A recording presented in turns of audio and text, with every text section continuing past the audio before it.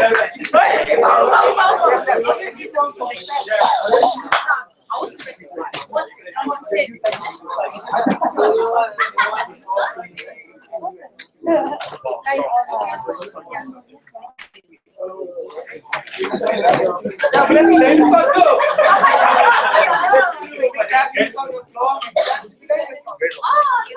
guys, we're about to time.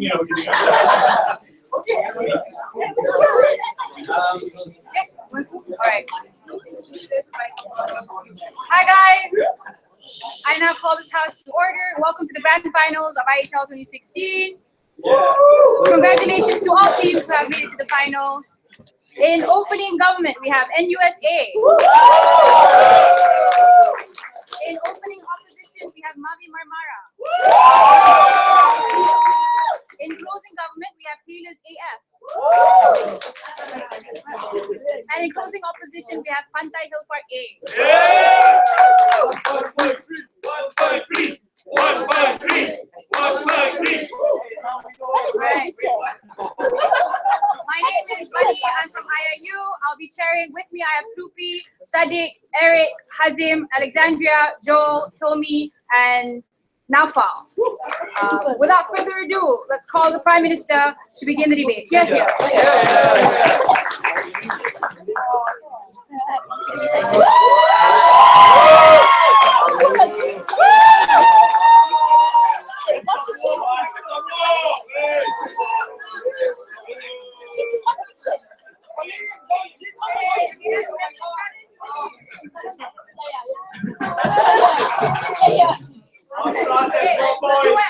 This is why we need insurance.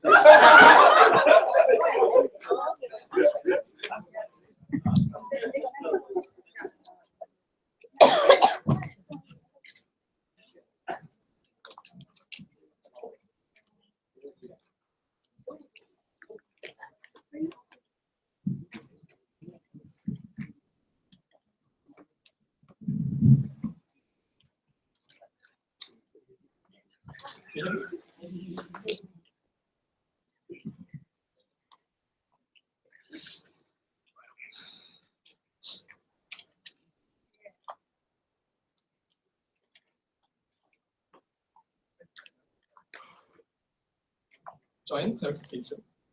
Countries are not going to do this overnight. There are going to be many large armies that continue to laugh at us. That the US, China, Russia, especially those. But we don't think that on the outside we need to prove that all armies will drop overnight. We think the premise of the IHL has always been for the downtrodden and the smaller people, right? The ones who couldn't stand up to the larger nations. Without IHL, the big powers always invaded small powers without recourse, much like how France went into Luxembourg without respite, and there was always no redress on that. So we think that it's kind of our duty as the UN to set up these institutions. That the UN was set up to bring some balance back between big and small powers, and this is consistent. Given the constraints of the UN, therefore, we think that, and how hard it is to enforce the IHL already, we think it's time to stop being overly dependent on reactive measures like prosecuting in the ICC. We are continuing to keeping those as clarification, but we also need some proactive measures to stop to stop procrastinating. And this is why, therefore, we support abolishing all armies in favor of the military insurance scheme, or the MIC. 5-quad model coming from us before we move to the process. Firstly, we're going to have an open, transparent tender process, right? That means we envision large PMCs and investment firms that include PMCs bidding for these sorts of tenders. The criterion we set is threefold, right? None of these firms can be state-owned in any way, firstly. Secondly, it's subject to review by the UN General Assembly rather than the Security Council. And third, this is renewable maybe every 2 to 3 years. But secondly, we say that the yearly premium that states pay will be tagged to their GDP per capita, which we explain later will be much more affordable compared to how they spend military right now. But thirdly, we think that if any state's attacked, what happens as a mechanism is that the forces of these PMCs move in to establish defensive maneuvers, right? Fourthly, we think that in the event where even the whole world will go to war, we think that's probably when it's probably a good idea to just let the World Bank top up and top up these insurance funds to ensure that every country gets the defense mechanism they need. Fifthly, on like terrorism, we think this is probably not the purpose of this debate. We think that UN expeditions against terrorism is a separate issue, but we also say it can be fought with intel and drones rather than standing armies. 3 things I'm going to be talking about in my speech. First, what's the problem with the status quo? Second, why the UN must do this of all actors? And third, benefits we prove. What's the problem with the status quo? 3 things. Firstly, small countries cannot afford self-defense easily, right? Imagine telling Singapore to arm themselves. This is probably when you get conscription to happen, and this is probably when males in Singapore probably have to go through 2 years of conscription, which destroys the country's GDP because we are now a less able workforce. Second, where abuses happen, the UN actions are reactive, right? We can't prevent those actions from happening. We can't prevent the threat that some generals will trigger happy and trigger unnecessary conflicts. But thirdly, we say that the rhetoric of national leaders always is this, that the UN is useless, that we need a standing army. This means 3 things. Firstly, you're putting lives in unnecessary danger at the point in time you're willing to do things like conscription or go to expeditionary or proactive wars. Secondly, it means exorbitant spending, right? That's probably when you get bankrupted states in sub-Saharan Africa when these countries overspend on their military. But thirdly, we think we have a tendency to entrench military dictators, right? Look at Thailand, the fact that it continues to peddle its own military power and the need for military power against, let's say, the face of communists is incredibly important in determining, it's incredibly important in propping up the junta that's currently in place. Before that, closing. Yeah, will your insurance policy deal with internal conflicts?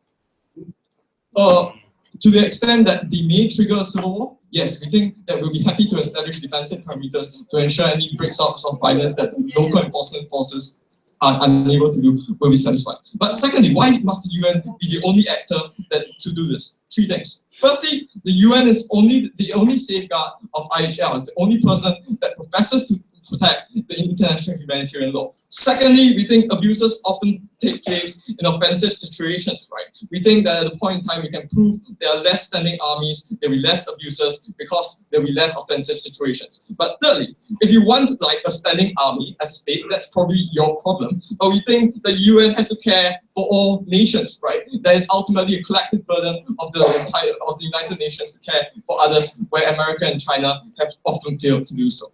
Benefits we prove. 4 things under our side. Firstly, we think marginally we give small nations a better sustainable defense, right? A few reasons under that. Firstly, we get to pool resources under our side, assuming that this insurance scheme is one that allows many countries to pool in their resources. You get to have economies of scale and you get to afford, let's say, better trained soldiers. We also say that that UN technology tends to be more advanced than most nations, right? They are able to provide things like body cameras and body cameras for these soldiers, as well as advanced weaponry and targeted weaponry to take out targets more humanely and efficiently. But fourthly, we think that the small nations are given a better sustainable defense under their side because they don't have to risk the fear of overspending, right? The premium they pay is tied to their GDP rather than a world in which they don't know how much they actually need to spend to protect themselves.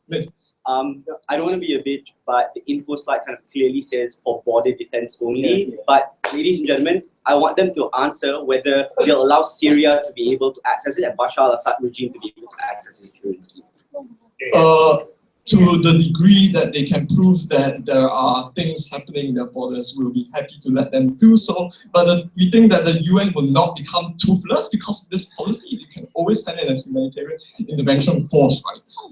Second, because of self-defense, we also think that we reduce instances of unnecessary wars. Right? You're removing the teeth from the hawks who try to project themselves into power on the face of a peaceful government, much like how Duterte took over Noi Noi and wants to, let's say, wage war with certain other countries right now. We prevent him from doing so immediately because he will have to at least first set up his standing army again. But secondly, we also say it means that we trigger less unnecessary conflicts because more often than not, military conflicts are triggered by the fact that military commanders don't exactly know what happens beyond the fog wall and often preemptively strike to at least ensure that they have security for for that mission. But what happens more often than not is that you merely escalate tensions, and this means that more people die. Mr. Speaker, we prove that more lives are protected under our side of the house. We prove that this is more consistent with the way IHL is supposed to be, and we prove that we need a proactive measure rather than a reactive one. We are proud to propose.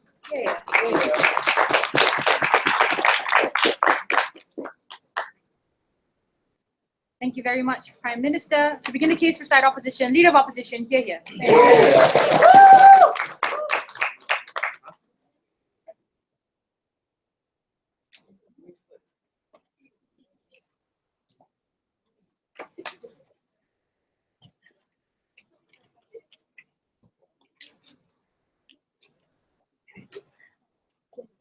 He doesn't need a man of file, he's a man of style. Big style, big style.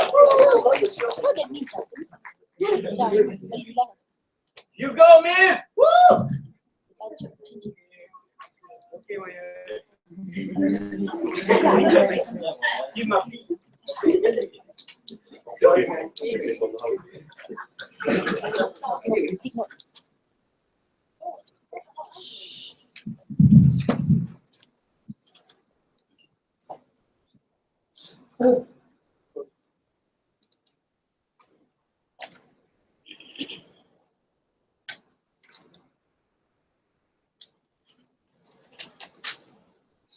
Ladies and gentlemen, like I pointed out in my point of information, I think it's appropriate in this debate that we hold ourselves to the many, many different components that were included in the info slide and the motion as to not qualify, as to not privilege certain teams over another when they run away from the burdens of the motion, ladies and gentlemen.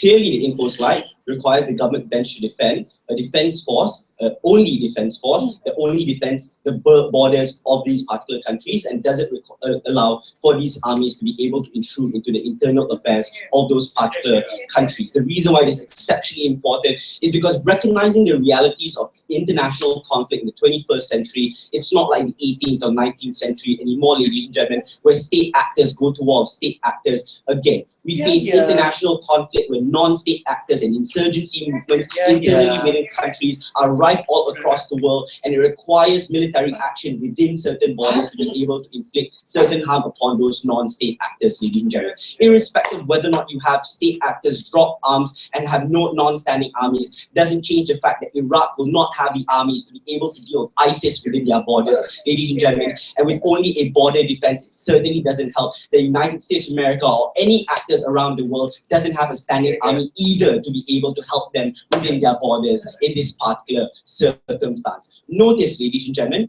that given that this defense force is only for defense and not for offensive purposes, but secondly, ladies and gentlemen, only is meant to protect your borders, means that any sort of action that requires you to intervene into another context and defend other humanitarian crises or the very same minority groups that you say need to be defended will never occur on your side of the house. They will be trapped within those contexts with a border police that will not intervene within their particular internal conflict, with nobody outside with their own forces to be able to deal with those situations as well. You leave them high and dry. We think is exceptionally important. The first thing, just to be a little bit nitpicky, ladies and gentlemen, how independent can a party be when they are subject to the approval as well as the approval as well as the accountability of the UN General Assembly? Really, ladies and gentlemen, that all the political interests as well as the large power interests that you're talking about on your side of the house probably still apply, considering the domination of the United States of America and China are still going to apply within those particular contexts as well. If not,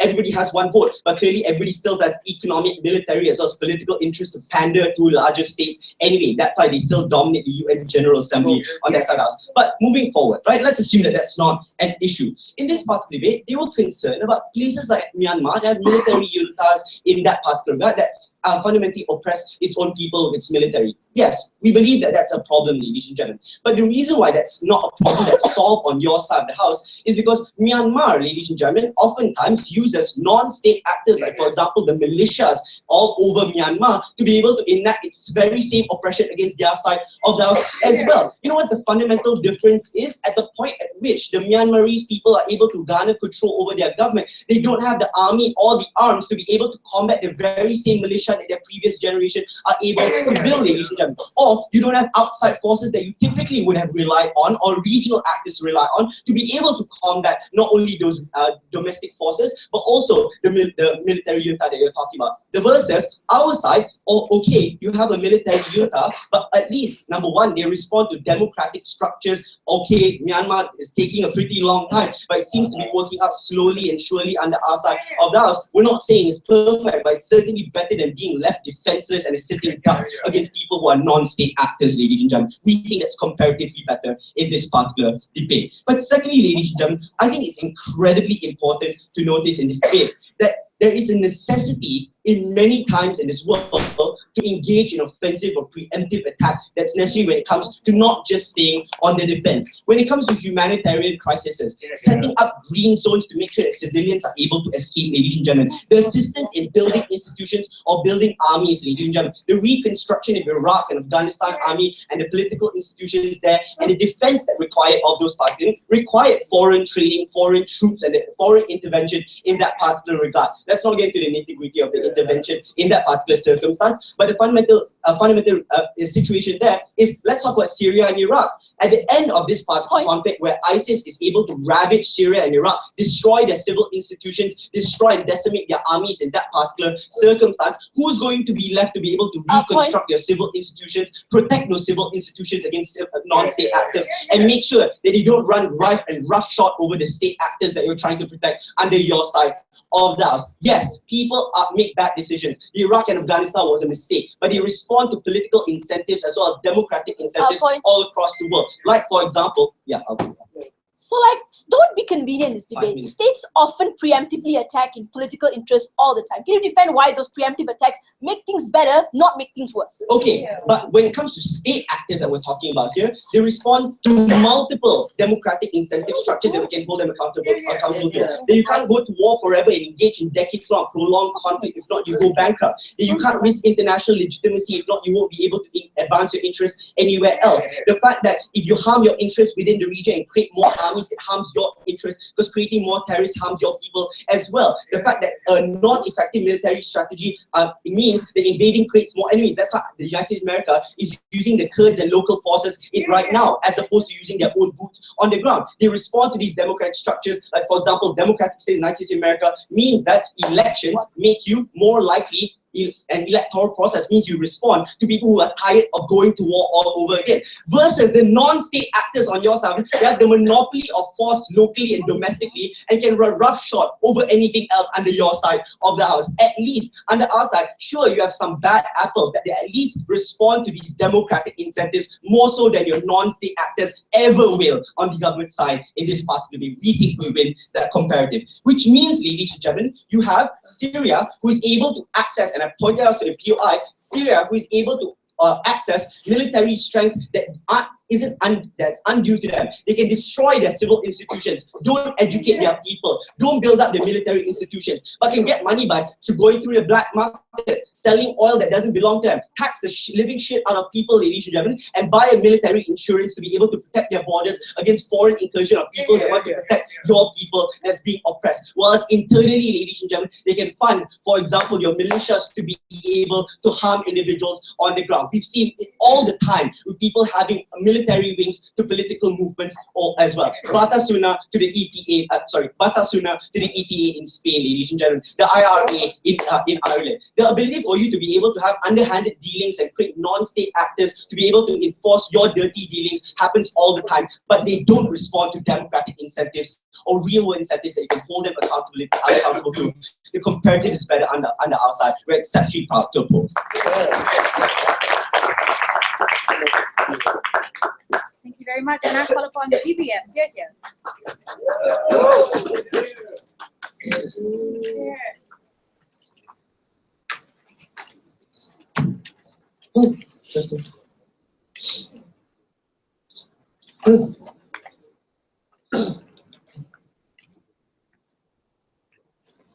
Gently.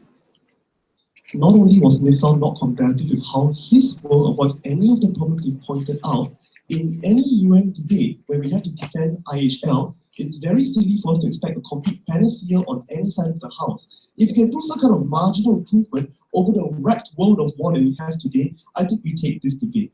I've got probably 1.5 extensions, but before that, a shitload of rebuttal. So I'll flag it out for you, yeah? Okay, Mixel says, what if we need to intervene? What if we need reconstruction? We have the UN for that. We think there's multilateral peacekeeping, and we're happy to extend the logic of a pooled expertise of pooled multilateral reconstruction force, which is very good. We think the USA intervenes too much on its own already, and we don't really want countries to be dependent on Trump's standing army, assuming it even stands in the first place. Then they say, okay, that we can how independent can it be because it's held by the UNGA? Like, ayo, bro, come on lah. This is the best we have. In a world without the UN, you might as well abolish the UN if you want to run that argument. Then we think the best possible voice of the small nations is the UNGA already by itself. The counterfactual is mercy at the hands of, oh my God, Trump, Marie Le Pen, Xi Jinping, and these countries, to be fair, look out for their own interests and not so much the smaller nations as much. Now they argue about non-state actors. Again, I say this is not a panacea, but I want to point out the point that it's very doubtful that the Myanmar Rohingya want a state standing army to help defend themselves against incursion by the state. So that's probably an issue. Non-state actors is something we can't directly solve because we're the UN, which deals with international conflict, but I'll show you later how we can ameliorate the situation. Then he says, what about internal conflicts? Now, here's the thing.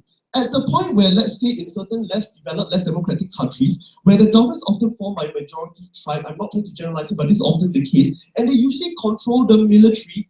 Well, shit, man. The standing army is hardly, objective and probably quite anti-minoritarian. So we do think that the UN already can't really deal with internal conflicts for these countries because its primary ambit is really international sovereignty. But what we can do is create a narrative that reduces the need for an army to attack externally so that at least we reduce the reason that dictators have in countries to have a narrative that we need to defend ourselves from the ugly people across the border. So we do what we can to chip away at it. Then his argument was that Syria should have no right to access this collective force. And he said, oh, you have to defend only defensive actions. Okay, let's talk about this. An independent contractor who has to deploy forces to two countries that request aid at the same time won't be so stupid as to kill itself. I mean, we assume that for rational purposes. If it's only defensive action, then the actions of this group will be to maintain the borders of each country so they don't kill each other. At the point where we can maintain border security and try to keep wars under control, that's already a plus point compared to what's happening on the ground right now when everyone's firing and no one knows who's attacking who. What we can do basically for internal wars is if country A feels that country B's civil war is spilling over the decade, country A can request help, like please protect my borders so I don't get flooded. So that's particularly important. And the last argument was Syria can get money from the black market. Look, they're expecting way too much of the UN, and also this is not comparative. Your model shows nothing on Syria's solution to the black market. Right, 2 points of extension. Oh dear, I don't have time, Colin, I need to watch. Okay, right. So first argument, the argument that states on their side have a legitimate democratic interest sometimes to go to war. I'm going to show you an extension why that's probably not a good idea and want to change that norm. Why is this the case? You are the UN. You are envisioning a new future where states are governed by rules of peace. That's the whole point of international humanitarian law. We do think the state is legitimate for the UN to take a stance that we don't think it should ever be a legit democratic interest for states to use the power to wage war on the poor of other nations. We do think that at the point where some countries in Southeast Asia might invade another one because of tribalist reasons or trying to make a point, we think that that is not a legitimate exercise of war where the UN is concerned. We also advance the further argument that if standing armies are effectively in control, if the majority government comes from a particular tribal affiliation and is control of the standing army, then this monopoly of force by one group is often used on the internal minority as an exercise of power. So we do think that that is a severe problem and they cannot run away from this because standing armies are always prone to that kind of misuse. IHL at its core is for the downtrodden and for the people who the democratic system has failed. And we want to change the narrative in favor of all individuals, not those who happen to be minorities beyond a majority border. Second large extension, they're on the actual counterfactual. So we will be really comparative here, I hope. So what happens in the comparative? The comparative is this. A lot of small nations are going to have to maintain standing armies. There's going to be a lot of duplicated spending because they're all not sure when they'll be attacked. A lot of the poor people in those countries will be really unhappy and being conscripted or sent to war or given poor training, and they'll never go back to their families or never really know. there's also an opportunity cost of lost development, because in all these things are plunging ridiculous amounts of money into building tanks and guns, they could have used it on some other form of development. Yes, bro. So the UN peacekeepers are bound by a purely defensive pact, so you can't have interventions there. And you're going to have to rely on circumstantial situations where maybe you'll be impacted. So can you tell me, when there's a genocide happening, are you just going to wait around and wait until something happens? Thanks for clarifying this, because factually, the UN Peacekeeping Office dictates the rules of engagement for every peacekeeping force. Since time immemorial, they're actually able to dictate that a particular peacekeeping force should have the right to fire first or move first if it's in the overall defensive interest of the community. But how we cover this in training, so excellent. Right, moving back. So the problem with a lot of these small nations doing this, duplicated spending, is that it's a self-fulfilling arms race prophecy. When a lot of these nations are not sure when they get attacked, they all build up their arms and they use each other's arms build up to say, hey, I should build up my arms too. And this leads to the likelihood of a trigger war escalating in countries or regions which are already very unstable. It is therefore time for all of us to nip out one corner and take a chill pill and realize it is even more important to have an independent force which acts in accord because it's one agency do the defending for us. There are three effects of all this. Number one, there's a lot of less wasteful spending and less justifying of narratives, as Colin talked about, which we never dealt with. Number two, your people are not put in danger. At the point where the UN stands for the downtrodden people, and where we can save more lives or reduce the risk of being put in danger, that is a moral decision. And more lives cost, more lives happy, good. But thirdly, let's talk about Japan, because Japan as a recovering country in World War II had an appetite to develop. And what did they do? They used that funds to build and develop their economy, going from third world to first in not as long as time as Singapore, but pretty close, and giving us wonders of the world like advanced technology, Sony, Gundam, and Pikachu. And for all these reasons, Mr. Speaker, because it takes a collective action solution for a collective action problem because of the downtrodden humanity, we are very happy to propose.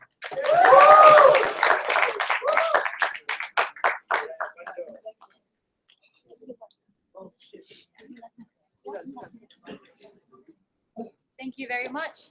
To conclude the opening half of the debate, I call upon Deputy Leader of Opposition,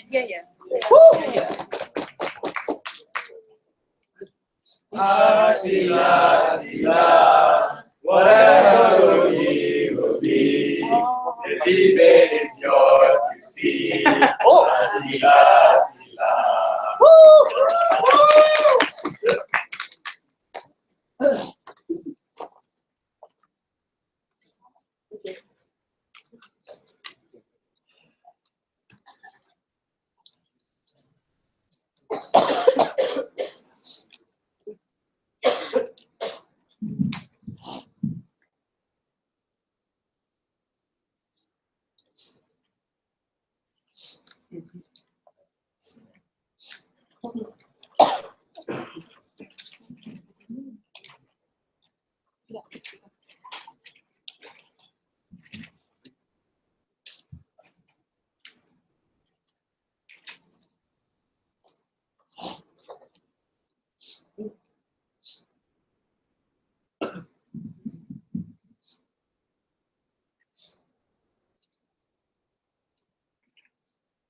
First and foremost, I'd like to say how glad I am to be actually standing here in the finals and debating with my senior and my coach, and also one of our most beloved dinosaurs in the debating society. Who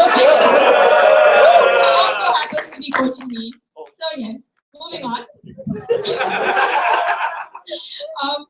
All right, so on to my rebuttals, right? Okay, so a lot of talk about all this, how this is particularly be an independent organization, right? But the thing is, it's the main boss here is the United Nations. So that kind of worries us a bit, because we all know the United Nations has its biases. There's this existence thing, there's a thing called veto powers, right? And the thing is that we're very unsure of how this particularly help will be dispensed particularly, and I'll be explaining more into this because there's a lot of other complexities as to how this organization will be functioning, right, as a whole, right? And okay. So they even say that like UN peacekeepers, they already said that UN peacekeepers cannot exactly run interventions and military offensives. I mean, given that UN peacekeepers are bound by being like a purely defensive force, right? I mean, we've already told you that this particular motion already stated that this particular scheme will only function if it is you are being attacked by your borders. That means you literally have to stay there, you have to wait, be vulnerable, and just wait for something to happen, and only then action will be taken, right? And Mirs has already told you how this is very harmful and problematic, and sometimes there is need to take preemptive actions, right? And of course, OG's already stated how but apparently standing armies are also prone to misuse. But I'll be going on into how this particularly independent organization of how this particular military insurance functions will also be slightly prone to misuse, and there's just so much complexities, and we're doubting basically the functionality of it all. And we can also, and the fact that we can create like a military insurance, like okay, fine, this is like great or something, but why must it be with the price of states' democratic choice to use their own military force, to use their own particular resources that they themselves have built, the people themselves has contributed to, and suddenly these things are taken away from them for the price of this particularly a very vague-ish sort of scheme, right? Sit down. All right, so moving on to my substantives, right?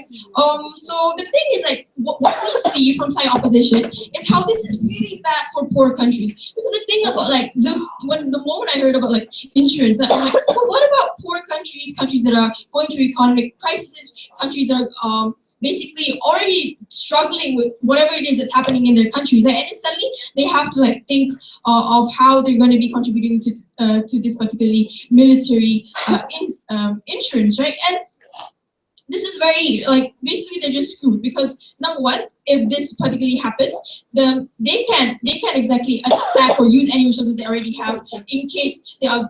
I mean, like poor countries, we all know they're very vulnerable, right? So this particular situation just screws them up, and as they can't exactly get this particular help, for example, if they can't exactly contribute or pay or fund this particular military insurance, and therefore it's just basically really bad for them. And of course, we're talking basically how vulnerable these states will be, because the particularly word of like independent forces coming in and dealing with complex issues really worries us, okay? Because like there's all the technicalities of the scheme and how these conditions exist for these particular help to arrive is already worrying, because there's like this. I mean, it's very easy for misuse, and it's very easy for people on lower end to be screwed up by this, right? And we are trying to ensure that states who are more oppressed, states who are in dire need of help are usually being attended to. Can you please give me one example where preemptively attacking the enemy has made conflict resolution easier? Usually in like states where we already know like certain states are just basically full of conflicts, right? And sometimes because of like how history goes on in the context of it all, you already know you sometimes can already preempt how certain things will go on, and sometimes they need to take decisions. Maybe not exactly the best decisions, but at least these decisions will probably help lessen the tensions even more, or maybe lessen the lives that are lost, okay? And also the technicalities, also like how particularly like, Ms. already stated how like, okay, if there's inner conflicts, then what do? Are you gonna, are these countries going to just wait around and see until something really, really bad happens? Obviously, this is very problematic, right? And the thing about like the thing about like these days, the most problems like in this world are usually like inner conflicts, civil wars, right? I mean, states don't exactly go to war with each other. War nowadays, modern warfare has become even more complicated, even more nuanced, and like they play strategic games, like sometimes even involving or even inciting the civil wars, and this can be prone to misuse, right? Because they know that the technicalities of this particular insurance would cause them to be at the upper hand. So they create this they will create these certain situations, will enable the oppressors to oppress these poor countries or even vulnerable states even more. Moving on to certainty of like protection, okay?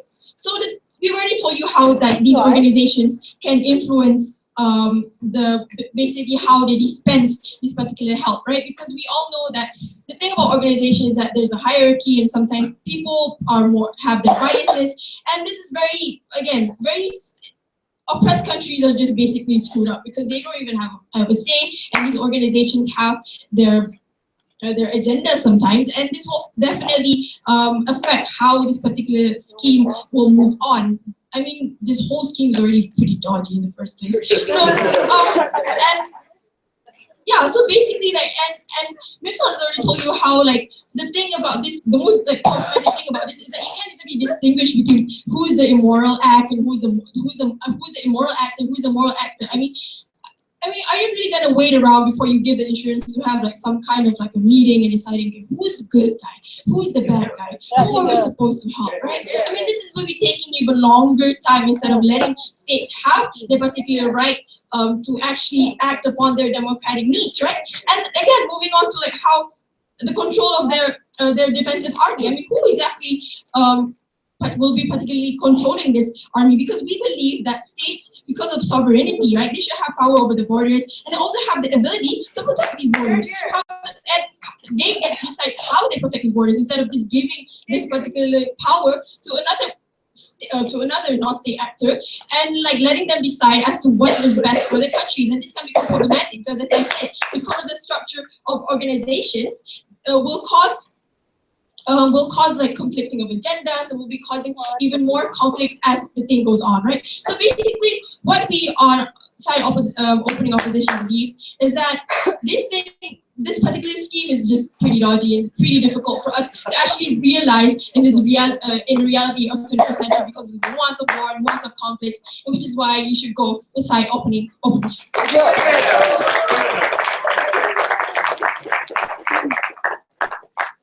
Thank you very much. I now call upon the member of government to extend the keys to the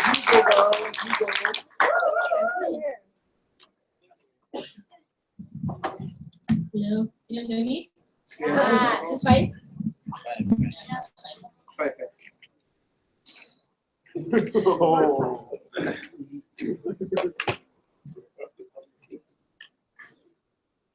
This debate is about what is in the interest of the United Nations. Yeah. Is it in the interest of the United Nations to have member states that are standing armies that act offensively, that act defensively through their standing armies, or is it our incentive to move towards having an independent army that only acts defensively? And in the closing government, we're going to be really clear. We want to prove two things. I think these are very important things. One, why states should only act defensively, never offensively. I'll be the first one to do that. And second, why having this independent like council or army or whatever it is incentivizes state to approach diplomatic solution. That is the most important part of this debate. To make things quite clear, let us first deal with the hot mess that is the opening opposition. Number one, what about states like Assad or like failed states that are going to use this policy to manipulate this? Yeah, we would ask the UN, we'd kick them out, we wouldn't give them the scheme. I don't know why they're part of this debate or why it's in our interest to give them the scheme. Like, that's not part of the debate.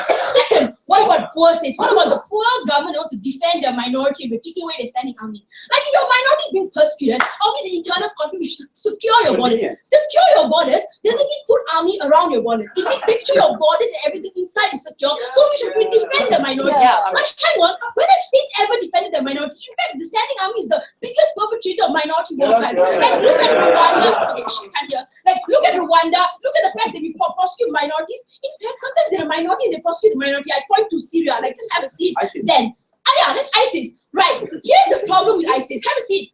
Listen, in the instance where ISIS is in our border, obviously this border security is not controlling the border to contain ISIS in our country. It's to kick out ISIS, right? So we kick out ISIS, we do everything to make sure our border is right. We wouldn't actively go out in search of ISIS members, but we make sure our border is void of ISIS members. That's what defensiveness means. So we're not going to not combat ISIS. We're not going to give failed governments this policy. And we're not even going to let minorities die. That's not the debate. Like, let's have a proper debate, right? But the fourth is, what about things like genocide? Like, when there's a genocide, we put like buffer zones, we put cases, like in Rwanda when we had the Operation Turquoise, all those things can exist. And they're independent of this debate, and you should recognize this. What is this debate about? Why we should not let states, and as the UN, not condone states acting offensively or in their own name defensively. Like, obviously we do everything we can. We would strong arm countries into doing this. As the UN SC, we would like tell the US, we don't do this, we will remove your seat from the power. We will obviously sanction them, everything we can to incentivize states to remove their army and opt into our scheme. Now, let's have the debate. Why is acting offensively always a bad idea? I will integrate my responses to them. Like, the first thing I will say, democratic will is the biggest lie to international law. Like, democracy has given us Trump. Democracy has given us Duterte. States are often more fear-mongering and opt into wars that are unnecessary all the time. Iraq was almost unanimous in Congress. We opted in then. Iraq, Israel preemptively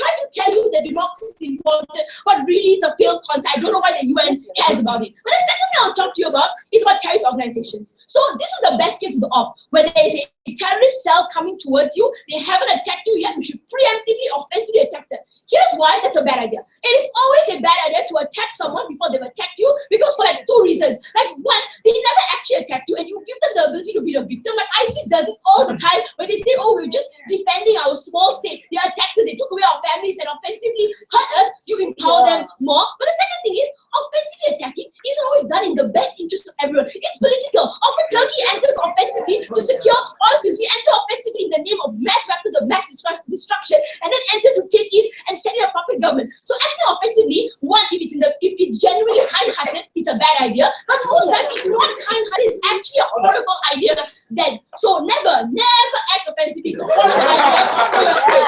Second thing I'll talk to you about is, if you act offensively and it's actually kind-hearted, you give the ability of states to say it's in the name of nationalism, it's in the name of the Sierra Leone government that you're acting offensively. This makes states less likely to come to compromise with one another, because it's seen as conceding to nationalist states. In a world where it's an independent body that's defensively securing your border, you cannot blame the other state for being nationalist. You cannot blame them for being self-interested, and therefore it's comparatively better. Like the UN has political interests, but like there are 190 countries, there's only one Syrian government. Like, can you compare the political interests there? So this is why acting offensively is always a bad idea, because states are not kind. Even when they're kind, it's a horrible idea. Second part about incentivizing states to enter negotiations. But before that, yes. Your characterization seems oddly convenient to be only about invasion forces. So can you please tell us, how does the Iraqi government not be able to be offensive in terms of taking out ISIS-held territory, oil refineries and things like that? Because the debate is more than just invading, right?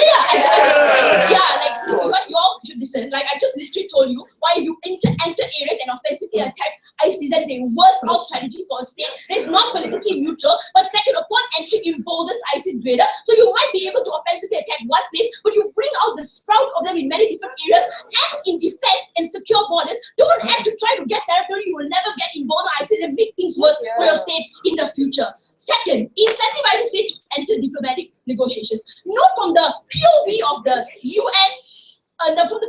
UN, it is in your incentive to have states opt into negotiations before they enter into war, right? In a world where Israel cannot rely on their standing army to act defensively, probably they're quite skeptical of this scheme. They are more likely to do two things. One, because they don't want Hamas to attack them first and then only be able to defensively retaliate. They are more likely to find peaceful negotiations to this conflict, because right now states have the ability to say, when things go south, I can defend my country and defend my people, but defend it in my own interest. In a world where the defensiveness is neutral, you have less control over it. Obviously, this option is less preferable than you having control. So when states want to have control, as they would with a preemptive strike, we will have preemptive negotiation. Preemptive opting into like conflict resolution, because the only thing worse than relying on a UN mechanism to take out Hamas is you not having a say in how they take out Hamas. So you will opt into more peaceful things because you have to do it. But the second thing I will say is, the fact that a lot of countries currently think it's all right to enter offensively, to fight conflicts, means they have an interest to prolong that war in the name of nationalism, in the name of like the military junta they defend, or in the name of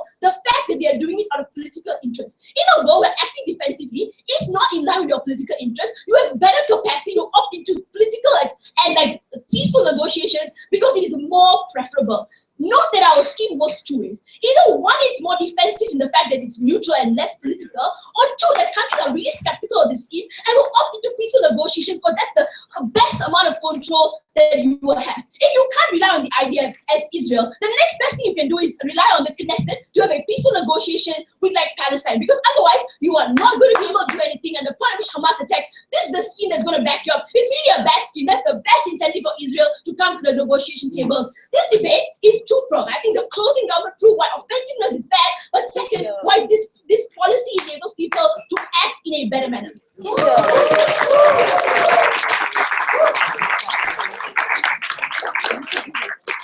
Thank you very much. To extend the case for opposition, member of opposition, here.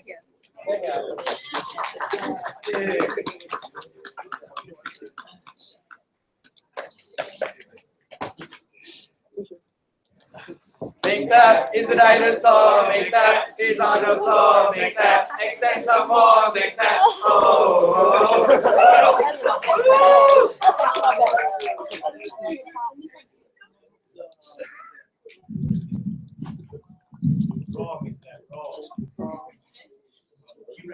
Oh, right,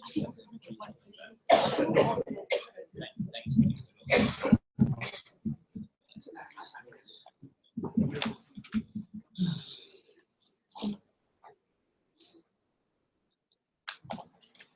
Ladies and gentlemen, the thing about closing government or army in general is that if you give her any bullet, she will bite it. We'll show her finally why that particular attitude will be detrimental to her.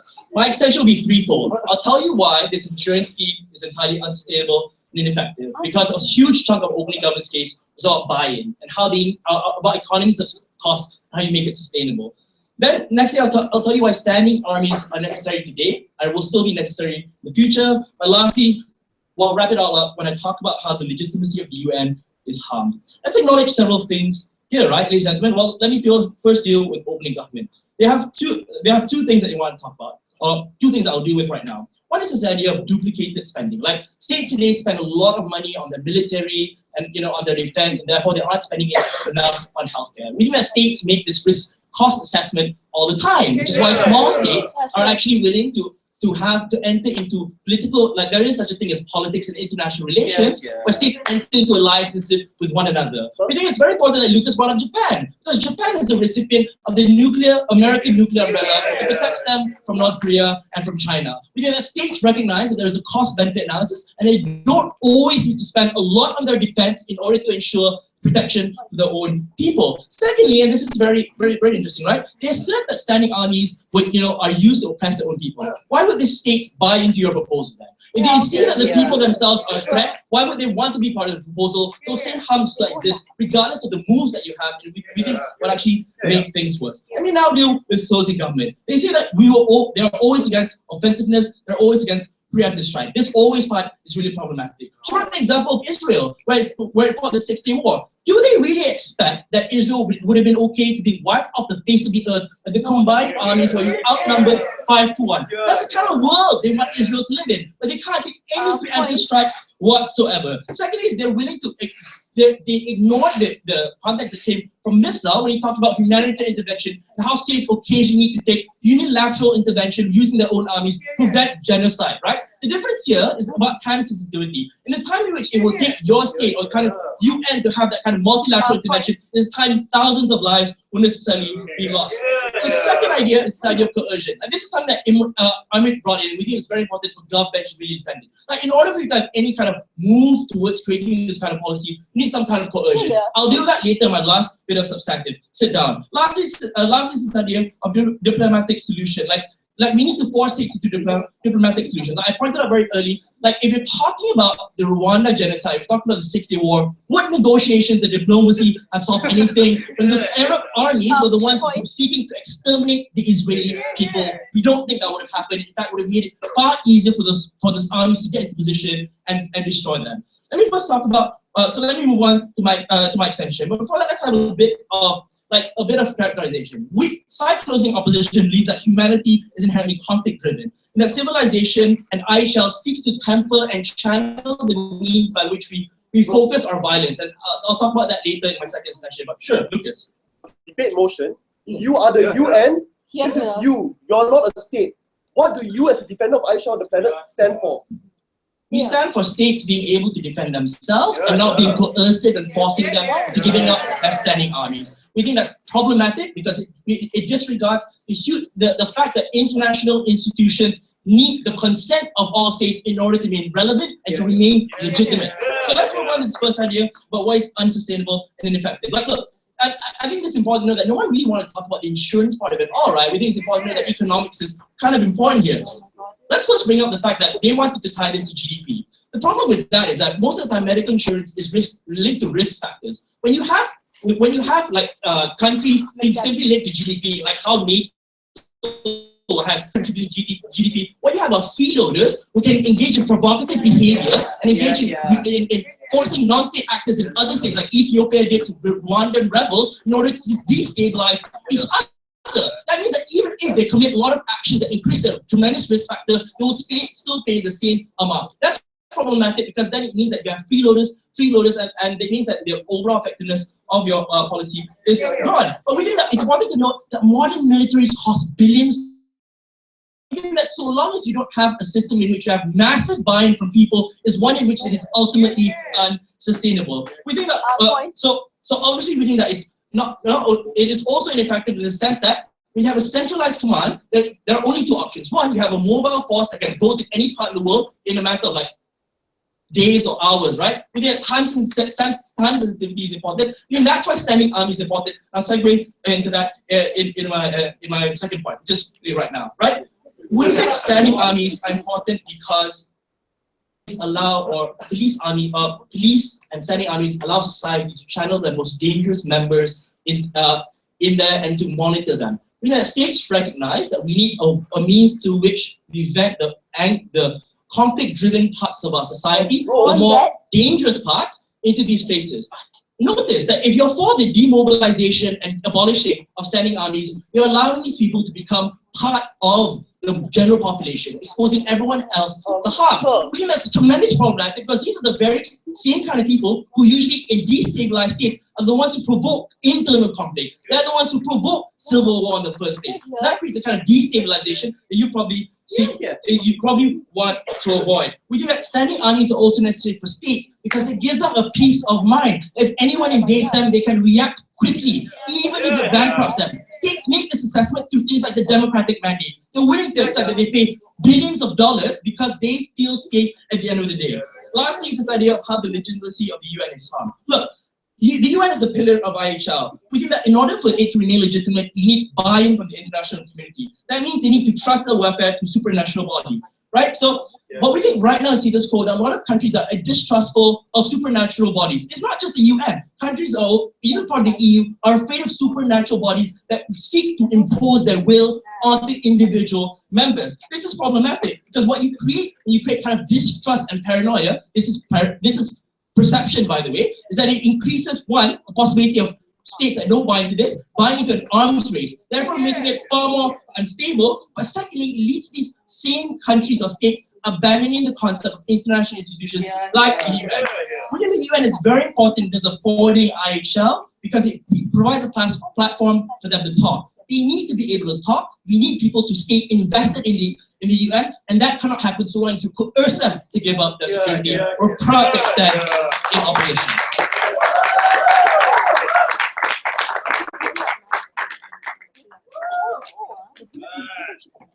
Thank you very much. And the government, please, I call upon government.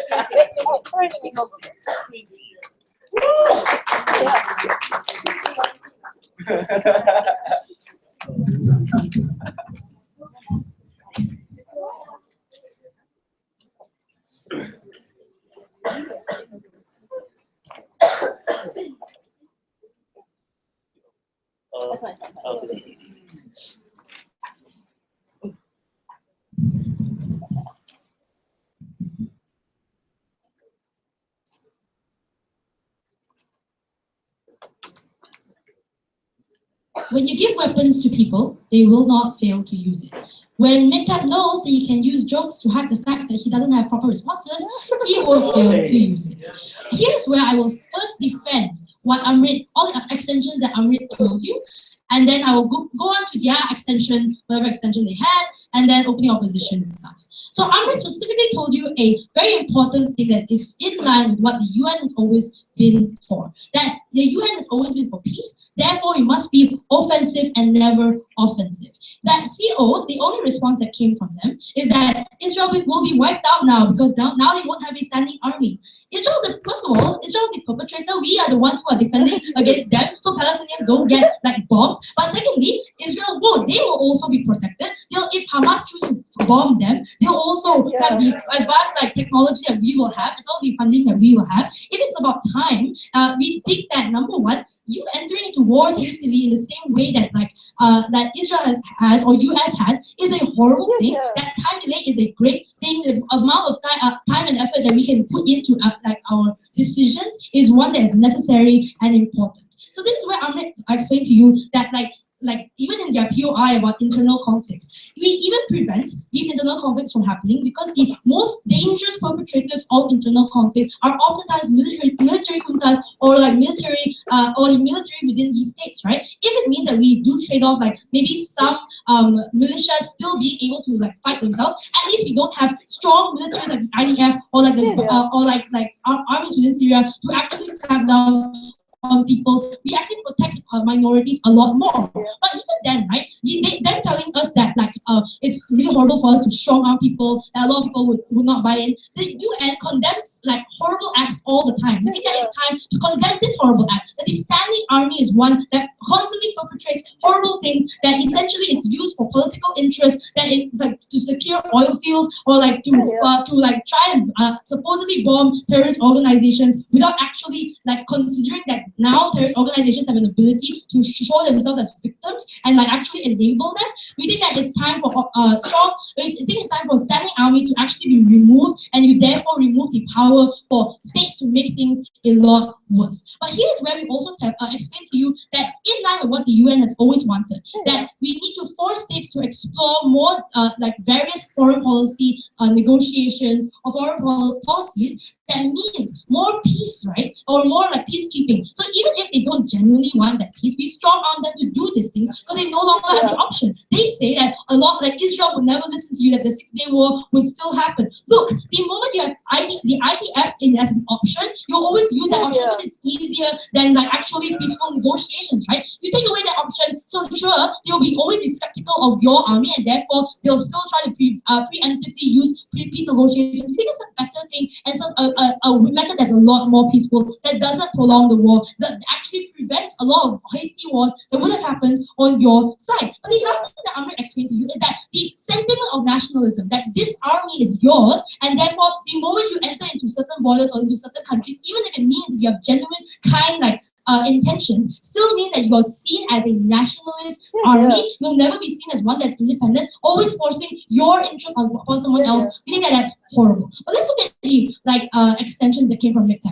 Firstly, like him saying that states won't buy into the proposal. We think that because he claims that the US stands for all armies to defend themselves. Great. If it's true that he wants to, that the UN wants all countries to be able to defend themselves, we defend them better. But here's where we say that, where he says that we wouldn't want to use coercion. We think that we have to use coercion. We have to force like countries to do things that are like kind to the world, that that help in the goals of peacekeeping. That essentially, like we would try to use all our power in the UN, and that's principally aligned with what the government wants, or what the like motion actually wants. Then it's time to coerce them, especially given that you can provide, that you can use all the benefits that are being part of the UN against them. For example, having a seat to influence like people in the UN, like in exchange, like being in the UN in exchange for UNESCO or UN education funds or UN development funds. All these things would convince a lot of people to stay and begrudgingly take our proposal. I think that that's a great thing. We are willing to coerce nations. But here's where he tried to analyze this whole insurance thing, right?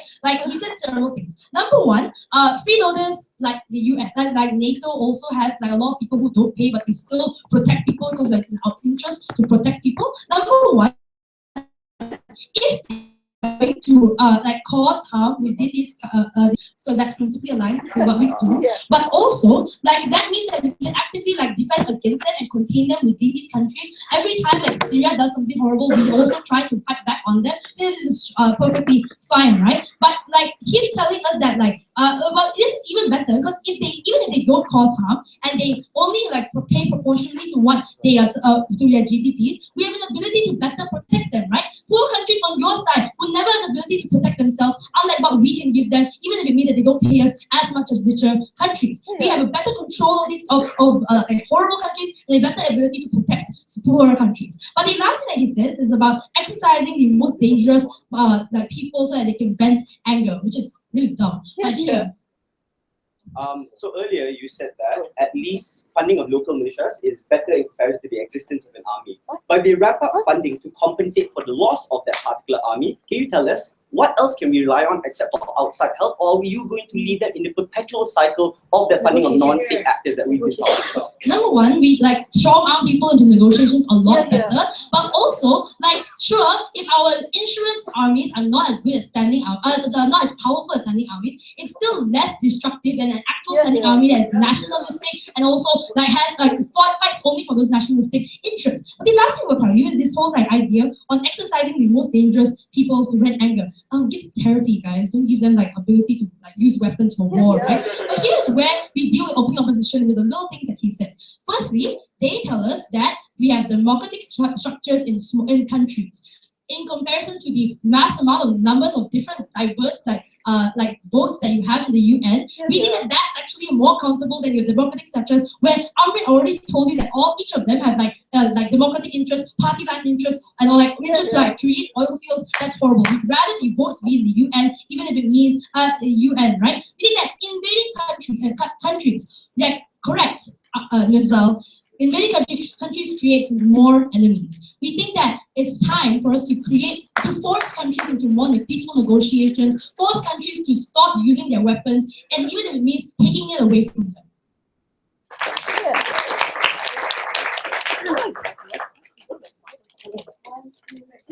Thank you very much. I call upon the opposition whip. Because you gotta keep it, and we so fat, go back.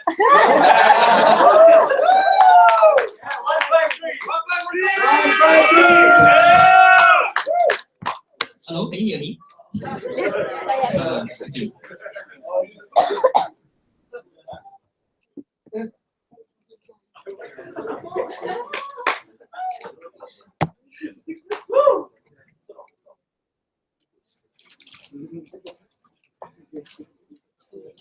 This is the first time a Pantai Hillpark team reaches the final. So we hope we have a full contingent break, so we hope nationals will send us an invitation next year so that we can represent. But jokes aside, I think I'm new to this debating thing, but I think what government did was a blanket assumption that all standing armies are bad. And based on their assumption, all their cases contingent on that, the offensive is not always good, and ultimately they can be prone to cases of abuses. I think MIDP is my coach. He taught me that abuses happen regardless. So ultimately, it's up to in what instances and up to disregarding those, principally, which is much better. So this is what I'm going to do in my big speech. Firstly, I'll take out CG because they didn't rebut a lot of things that MIDP say. After that, I'll deal with OG, and then I'll say why MIDP's arguments are not dumb, but in fact, we're going to win the debate because of those extensions. So let's deal with CG first. Like for the team that say we have no extension, they spend a hell lot of time rebutting us on our extension, right? So let's just deal with that extension because I recognize they have extension, but funny ones. Firstly, they say that, oh, the mechanism for them that apparently lack in opening government is how we'll strong arm them and we'll sanction them to enter into these insurance deals. Hello, who are you, UN? Like, you're not very famous to know. People don't really need you to survive. Like, in order for you to strong arm people, you need to show that there's no alternative in order for you to have some form of leverage to go across these people. The minute the alternative is not to say, we'll listen to you and we'll engage in diplomatic relations, but to simply leave the UN from our own standing army, that's when you lose any ability to moderate them, that's when you lose any ability to force them to comply to international humanitarian law. Sit down. Secondly, they say, oh, it's very bad because offensive is always bad. Like, it's as if it's snake, right? Always. Okay, never mind. Terrorist organization, like they say, will use the victim card. But I think we need to concede that they will use the victim card regardless. Because if people who are buying into their propaganda are dumb enough to believe that they'll form a Catholic faith, they'll do anything to believe everything they say anyway, so they're not part of the debate. But lastly, they say that nationalism, people invade. You know what nationalism will do on your side? They will simply go away. People will just ban their nationalism by leaving the UN, forming their own standing army, and not disregarding every form of things that you say will force them to. But lastly, this hilarious thing, we will force people to enter diplomatic relationship. Diplomatic relationship 101, when you force them, it's no longer diplomatic. What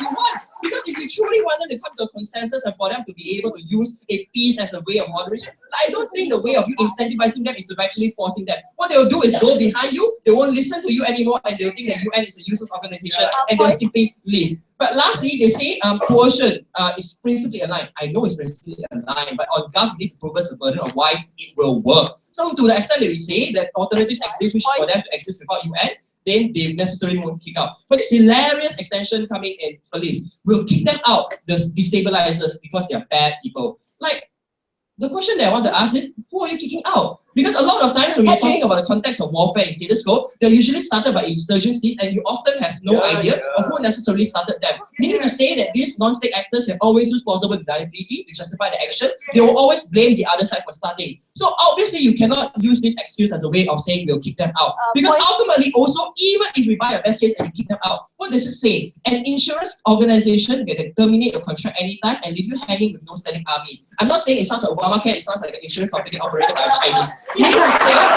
not necessarily the most trustworthy, and I really don't see any incentive for people to enter into this very, in the words of Diablo, Dodge company that you're talking about. You're done. Okay, let's deal with opening government because, okay, we have a lot of things to say. I don't think I'll get FBS because I think Victor will get it. I'm just being funny here. Okay. Prime Minister, they say that small countries cannot protect themselves and that's why they need this proposal. There are also alternatives existing to the extent that, for example, Victor is able to tell you post-World War II, that Japan is able to enter alliances with the US. There are also other alternatives. Coalitions like NATO is able to protect like small countries, for example, in Central and Eastern Europe. Like we're talking about Estonia, Latvia, and Lithuania, which are actually bordering Russia but are able to continue sustaining and maintaining their integrity and sovereignty because NATO is there to protect them. And obviously, in that idea, NATO does not demand so many things as you want on your side of the house. So obviously, they opt in with the least intrusive method. Secondly, they say UN has to care for all nations. Like, yeah, small nations now will always put their faith in organizations that they won't necessarily trust it into the organization that don't have their best interest now. Because obviously you can say all you want about, for example, protecting small countries. We all know ultimately that the backing body of this insurance company is UN, which is ultimately, the last time I checked, still controlled by your few superpowers. So like this in Germany simply won't go away. But they say we need to trigger less unnecessary conflict. This is something I learned from Sheng Wu's speech because I watch it a lot of times. People don't enter into war. Obviously, it's not bad. Like, people won't enter into war because they like it. It's because they have no other choice. To that extent, we say the barrier of entry always exists for people to enter because there are two things. Number one, political cost, and number two, human cost. Things that obviously will still exist on our side, which will prevent people from engaging in reckless behavior that you so claim. So ultimately, they say that the standing army is quite majoritarian and after all, they will still oppress. Like, the incentive structure doesn't change for these rebel groups because they will still attack. In fact, now it's easier for them to attack. Why? Because your insurance policy only defends border attacks, meaning to say that in case of any insurgency, if it happens internally, there's no incentive for them to go inside. In fact, now the terrorist the insurgencies are more emboldened. Why? It's asymmetrical in the way they know that there's no standing army, meaning to say the incentive structure will change for them to be even more emboldened on the other side. So what necessarily did make that tell you before I go on to his brilliant extension? Yeah, so the motion says as the UN. Why is it in the interest of the UN to have the countries that have standing armies that perpetuate horrible atrocities and political interests? Isn't there incentive to kick them out? Join NATO if you want to. Because UN can only, for example, hold them accountable when they're still in UN. So obviously, when you do this proposal and they automatically leave upon, for example, you forcing them to enter this, they have no incentive for them to do that anymore. So let's tell you about what UN ultimately wants to achieve. Like, literally, this debate has been 6 contexts. Firstly, that modern warfare is no longer cross-national. Secondly, that offense is sometimes the best defense. Thirdly, that certain countries have more leverage, for example, in the international arena, like in the interest of UN is the fourth one. And lastly, UN is not essential for people, meaning to say they can live all the time. This leaves UN in the tricky situation on how we can manage everything. That management can only come when we don't force them to leave. Why? Number one, the sustainability of this proposal means that you need to be able to ensure the allocation of resources is better in order to make sure that people will slowly opt into it. The minute your organization is not able to sustain themselves because number one, people have lack of faith in it, or secondly, because it is simply too much for people to enter, means to say that your problem will still exist on your side. Time sensitivity is something that CG never wanted to engage with. By the time that you wait for UN to actually have a say on what happens in Rwanda, thousands have died in the past. Secondly, to monitor and control that. This is not a dumb argument. People who always feel the need to actually solve some form of chaos will eventually seep into the local insurgency that you so want to talk about. And we think ultimately there's a relation to that. But lastly, we're talking about an era where you so say that Mary Le Pen, Donald Trump are ruling. Meaning to say these are individuals who have fear and constantly say they don't like UN. Under their side, they have even more incentive for them to leave. They have no incentive to listen to UN. And now it's much harder for us to control what they want in the world. Very proud to oppose.